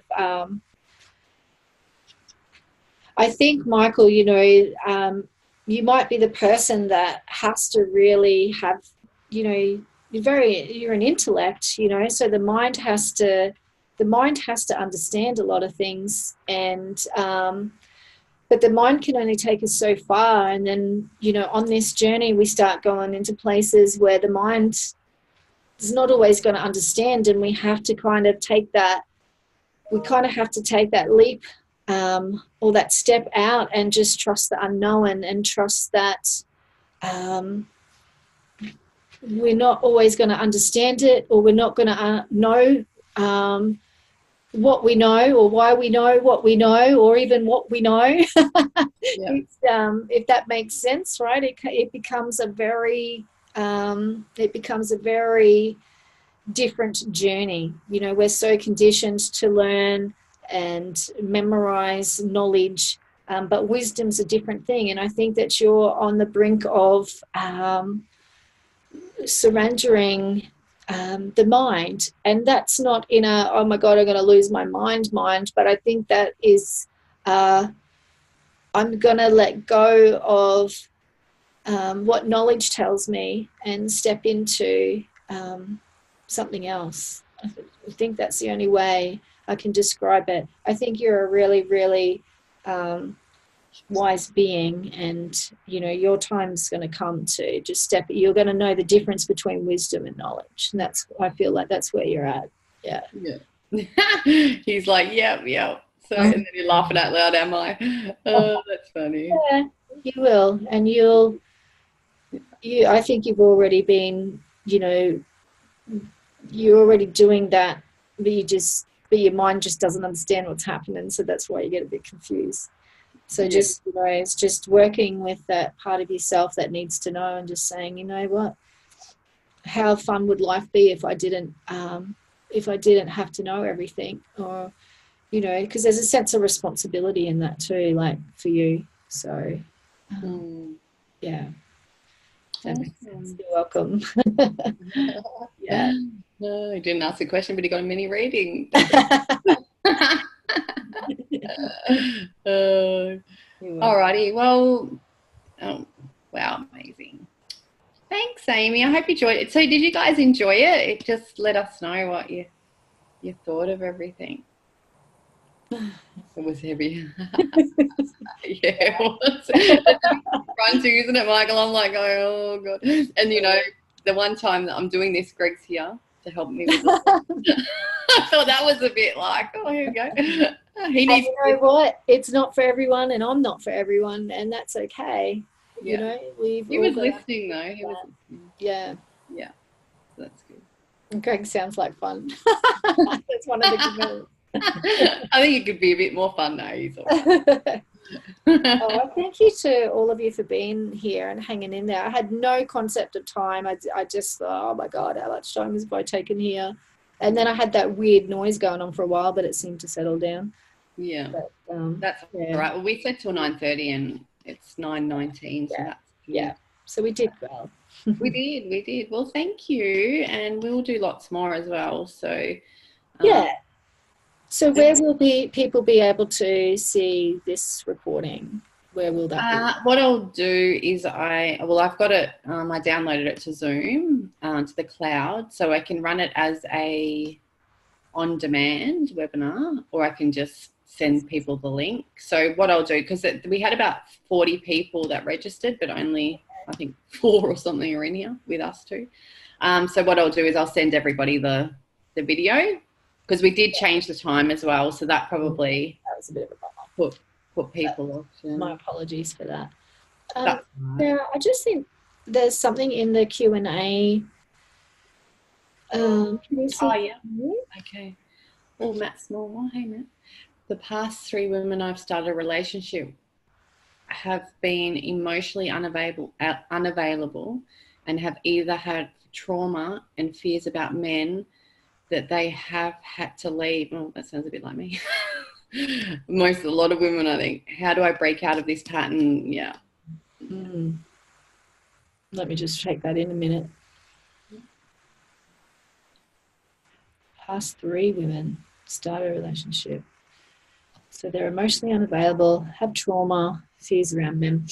You know, like when I first just took that message in without the mind understanding it, I was immediately feeling, if Matt doesn't mind me sharing this yet.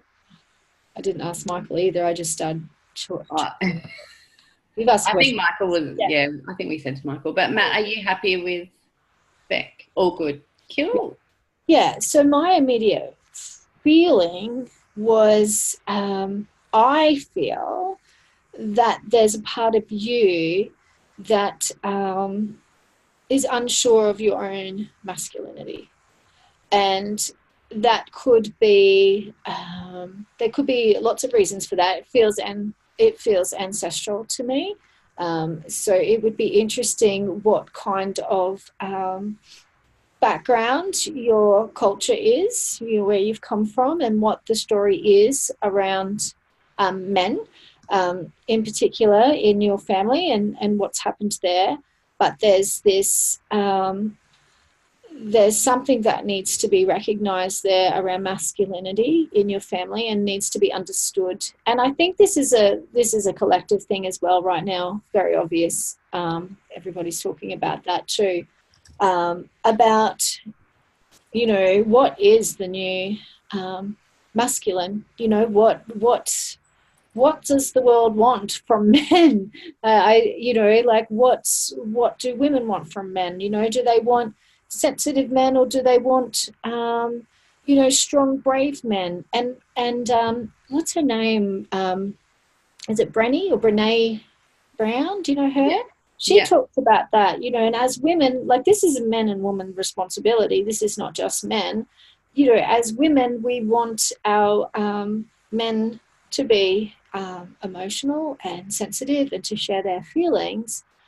Yet as soon as a man, you know, does that, she freaks the fuck out or diminishes him for it, or can't hold that space for him. You know, so I think that if the world wants men to evolve and, you know, still be that strong, protective warrior type, and have those, and have the capacity to share his emotions, then as women, we need to be able to hold that space. And that's what we do as a feminine, is that we are the containers. You know, the masculine moves everything forward, and the feminine holds the container. And I kind of feel like this is still, I'm still thinking about you, Matt, and I'm still talking to you.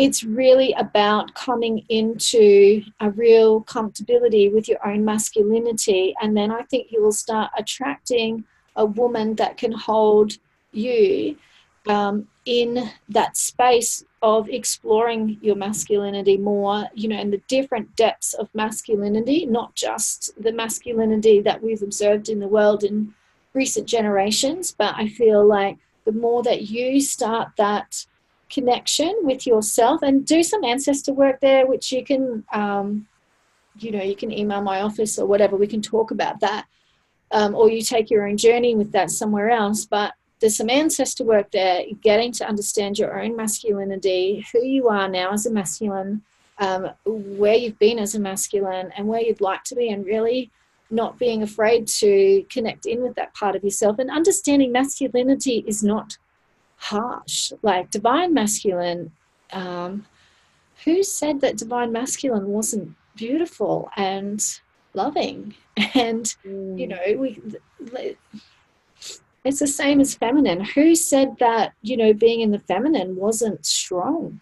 Like, do you see? So it's just breaking a lot of these conditioning. So I really feel for Matt, there's not being afraid of connecting with your masculinity. And I feel like the more that you understand that part of yourself and become more comfortable with it and understand it and consciously create it, the more you are going to attract a woman that has the capacity to hold you in your masculine as well, if that makes sense.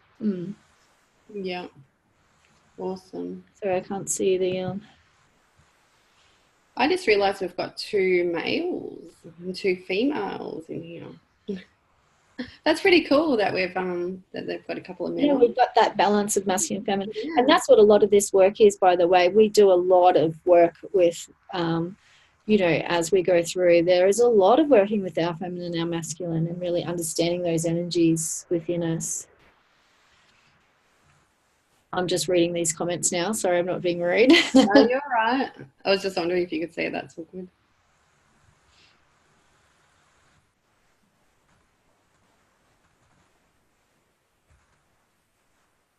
Okay, that's great.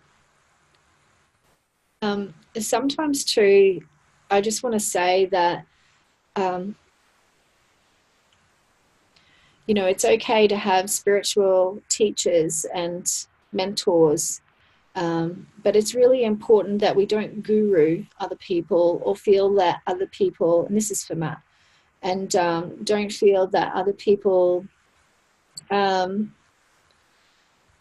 more than you, or you know, like a lot of people that end up you know, having certain spiritual mentors, and that they can put their mentors above them, and I don't feel that that is how it should be. And I would just say to him to just really watch that within himself too. Yeah.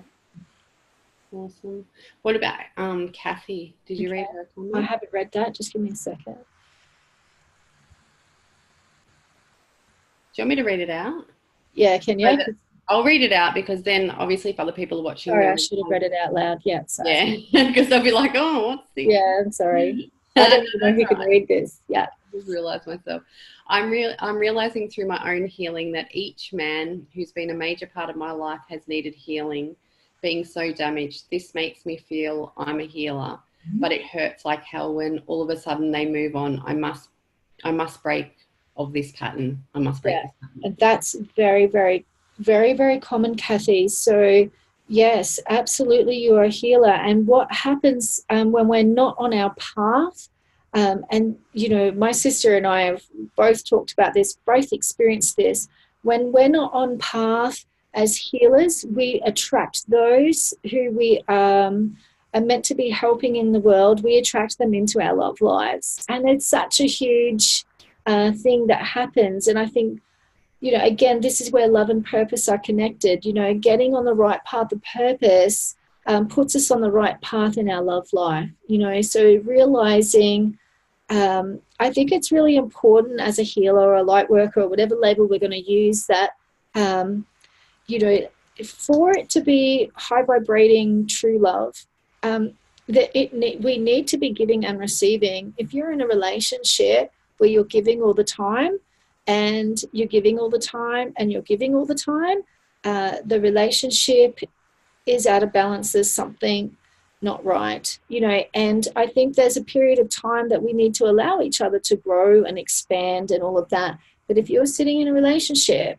you know, for years and years, and you are constantly trying to help someone or fix someone or heal someone, you're on the wrong path. You know, there's other things that are happening there now, you know, and maybe at some point you get some significance out of that because you feel like you're doing something worthy, or you feel you're doing something, or maybe it makes you feel safe because you feel, and I say this with respect, and I say this out of like my own experience and everyone else, you know, so please don't take it the wrong way, but sometimes we feel safe because we feel a little bit more superior, because we feel a little less damaged than the other person, as we don't feel like we're got the lower hand. We feel, do you know what I mean? That's that. Yeah.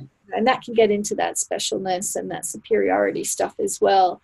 So it's just, you know, breaking the pattern for you is you know, really understanding that what you're doing in your love life is what you need to think about doing in your love life. And when you start using that energy in your work, you will stop attracting those people into your love life. Okay. And also understanding that as a healer, as a light worker, like we are fueled by love. Like, you cannot be the best that you can be if you are not receiving, if you are not allowing yourself to be in a position to receive love, because perhaps you feel maybe you've had a lot of conditional stuff in the past where, you know, you were only shown love or attention or given things, and there was always hooks and binds with that, or, you know, there was conditions to that. So that can happen a lot too, where we won't allow ourselves to receive because we don't want to be bought. And that, so it's really recognizing, you know, it really starts with who you're allowing around yourself for a start, you know. And but also I would say to you is maybe you should allow yourself to start receiving. And if things aren't coming to you around you, people aren't offering help or offering you compliments or something, you start by starting to give to yourself. Like, I'm going to give myself an hour at the beach today just to sit and be and not feel rushed or pressured. Or I'm going to give myself a coffee in a cafe today for however many hours I want. Or I'm going to give myself a nice bath today. And you start by giving to yourself. And then you start being more aware of what's happening around you. If someone offers you a compliment, you know, instead of saying, oh, no, oh, you can just say, thank you, you know, and let that come in little bit by little bit. That's what I'm feeling for, Kathy. Yeah, definitely. Yeah. Okay, so, and Kathy says she understands, so that's really good. Amy, I've been isolated for years, just now stepping out, healing and trying not to carry forward damaging family patterns. Sorry, I'm having trouble trying to get this out. Does it make sense? Mm-hmm. Yeah, absolutely, it makes sense. So, you know, when we've been isolating for so long and we're feeling the call, we're feeling it's time to step out, you know, straight away, I'm just thinking straight away of one of my cards, we need to use nature. And I know it sounds really, but it's really true. Nature's really powerful, because I feel like she's just about to have like a real growth period. This is the card I was seeing in my mind for her. I don't know how well you can see that. So it's earth healing, and it says step into nature to come out of isolation. So it's really like, you know, stepping outside. I think we can get so cooped up inside sometimes, and the energy is just very compounded all around us. And, you know, just even for me, sometimes just stepping out into the veranda and just looking at the trees or the sky, all of a sudden, you know, I just feel a little bit more freer, and I feel a little bit more stronger. So, yeah, damaging family patterns. I mean, I feel like she's got the awareness there. She knows that there are patterns. I feel like for her would be very much, sorry, there's that noise again, very much, you know, understanding, well, does she know what the family patterns are? Does she know actually how they are, you know, how are they manifesting in her? How are they manifesting in her relationships? So I just feel like she's at the beginning of her awareness, and yeah, a little bit more digging into those family patterns, because I just feel it can be very tempting to be angry with our ancestors and our family too. You know, and part of breaking the family patterns is coming to understanding and empathy for our ancestors too. That is part of releasing the family karma. But there's a process to get to that, and I feel like that's where she has to get to. And I completely understand. You know, part of my ancestor journey, I had a lot of anger for them. You know, and but coming to work with them. And I have a blog on my website. I just want to say there's a blog on my website called Setting Up an Ancestral Altar. So if you want to do some family healing, like I feel like setting up an altar dedicated to them is a very, very good start, because it sort of sends a signal out that I'm ready to do this healing, and you know, this is a place where, and it just helps you, like, it's very, very powerful work. Like, once you start that, like, it can bring up a lot of stuff in your face too, and you can just be like, holy shit, I thought I was healing and things just are getting worse, but it's coming up, you know. And so everything is about awareness, awareness, awareness. Writing shit down's good, but also not, the mind needs to understand, but when we're getting too like headachy or too much in your mind about it, you got to just flow with it and just observe yourself and observe what's happening around you, you know, and just to get out of that mind a little bit. Yeah. So I think, I don't know if I kind of completed a whole kind of thought concept there, but setting up an ancestor altar is a good signal out to the ancestors that you're ready to see what you need to see, what sits with you to heal now, and be guided in how you can work with that. Yeah. Send me those details back, because what I'll do is when I send this video out to everybody, I'll put a sheet in there that has the link to your blog and all your bits. So okay, awesome. Thanks, darling. Yep. Cool. Okay. Well, you've answered everyone, the four of them. Thank you. Oh, cool. Oh, Thanks, well. Thanks. Yeah, that's cool. Thanks, Amy. Thanks, Kathy. Yeah, thank you. And thanks, Beck. Thanks, Sarah. Talk to you soon. Hey, thanks for having me. That's all right. No problem. Alrighty, someone's left. All right, so we'll end it. I'll just stop. Thanks, everybody, for joining us. See ya. Bye.